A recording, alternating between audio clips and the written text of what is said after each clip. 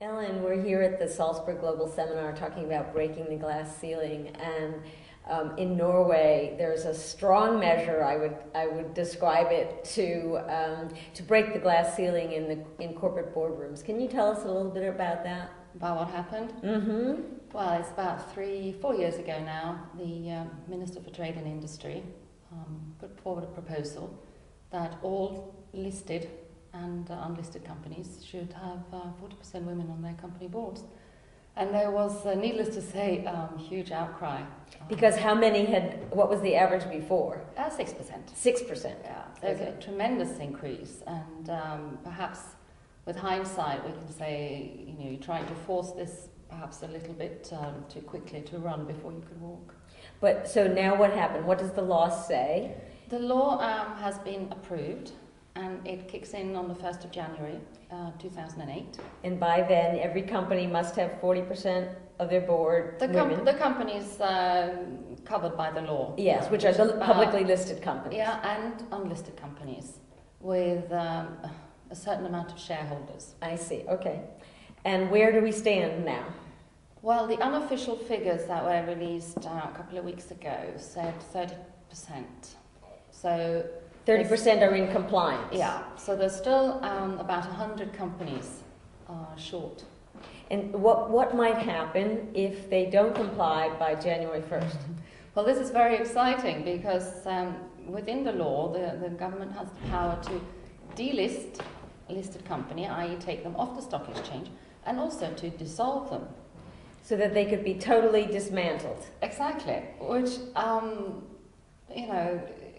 if this happens, you run a successful business, you're employing thousands of people, you're turning over profits, and for this reason your company should be dissolved. So why is there resistance to putting women on the board? Why? I think there's been resistance because it's always difficult when you're trying to force somebody to do something that they haven't done before.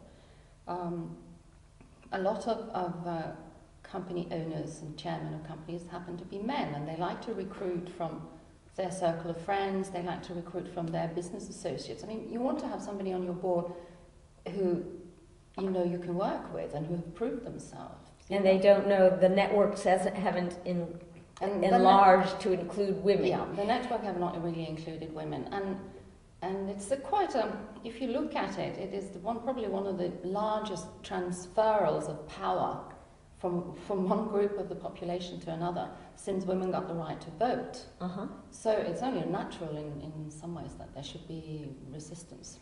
So, and this is where you came in. You founded a group to do what? Tell us a little bit about your group and what progress we've made. When all this happened, when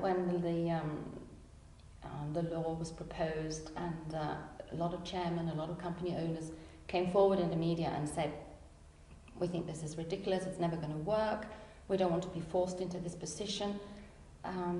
They were also saying that there are not enough women with the right qualifications, with the right experience, and also we don't know where to find them.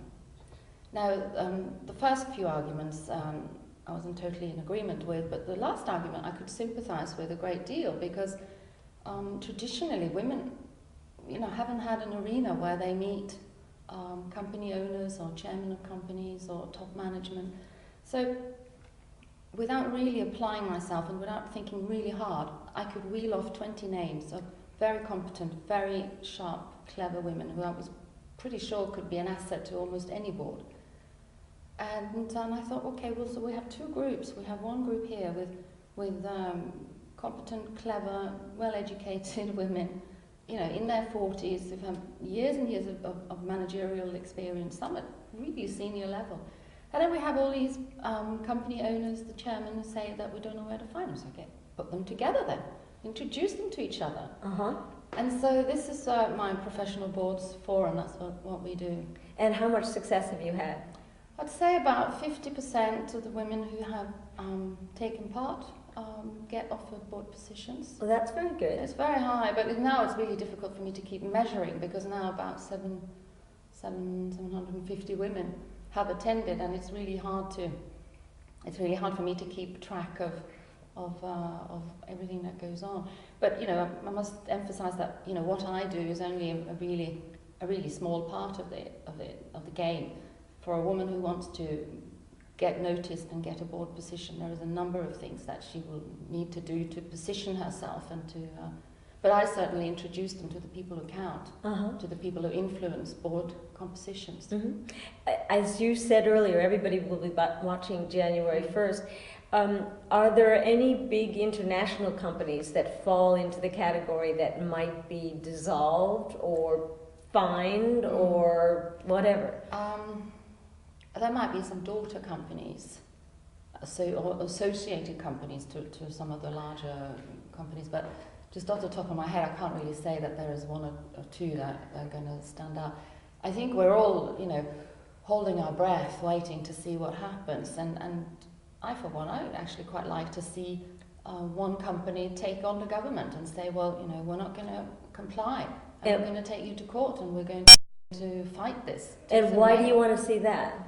Well, I just want to see if the government is actually capable of putting its money where its mouth is. I see. Okay. I think it's a very strong measure to say we're going to dissolve or delist you. And I'm not sure if they had a little bit more time or put some more thought into it.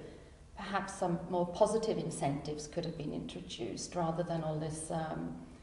If you don't do, I see. Okay. I think that would have been positive. But I'd like to see, once they've gone as far as they have, I'd like to see them actually saying, okay, if you don't comply, this will happen to you. Is there any discussion of perhaps extending the deadline or doing something like that? No. So we're really going to have a showdown come January 1st. Yeah.